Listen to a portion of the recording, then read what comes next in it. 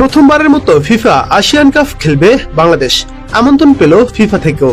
দেখুন, আসিয়ান অঞ্চলের ফিফার অর্থায়নে টুর্নামেন্ট হচ্ছে, সেই টুর্নামেন্টে ভারত নাম প্রত্যাহার করায় শেষ মুহূর্তে সুযোগ পাচ্ছে বাংলাদেশ দল। আজ বিকেলে বাফুফের জাতীয় দল কমিটির এক বিশেষ সভায় আসিয়ান টুর্নামেন্টে খেলার ব্যাপারে ইতিবাচক মনোভাব পোষণ করেছে সবাই। ইন্দোনেশিয়ায় অনুষ্ঠিতব্য আসিয়ান কাপে অংশগ্রহণের জন্য দলগুলো অর্থ পাবে, যাতায়াত ও আবাসন সকল খরচই আয়োজকরা বহন করবে, তাই বাফুফের তেমন কোনো খরচ হচ্ছে না। জাতীয় দল কমিটির একাধিক সদস্য বিষয়টি নিশ্চিত করেছে।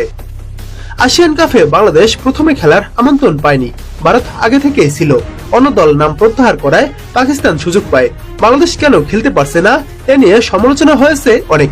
ভারত 3 অক্টোবর ব্রাজিলের বিপক্ষে ম্যাচে মনোযোগ দেয়, তারা আসিয়ান কাপ থেকে নাম প্রত্যাহার করেছে, তাই এবার বাংলাদেশ সুযোগ পেয়েছে।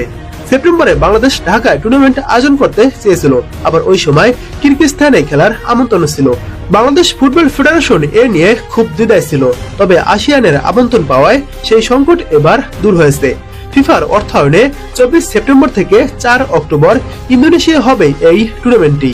অংশগ্রহণকারী 8 দলকে 2টি গ্রুপে ভাগ করা হয়েছে, প্রতিটি গ্রুপে 4টি করে দল রয়েছে। ভারতের জায়গায় বাংলাদেশ গ্রুপ পর্বে ইন্দোনেশিয়া, মালয়েশিয়া ও সিঙ্গাপুরের বিপক্ষে একটি করে ম্যাচ খেলবে। এই টুর্নামেন্টের ফরম্যাটে রয়েছে ভিন্নতা।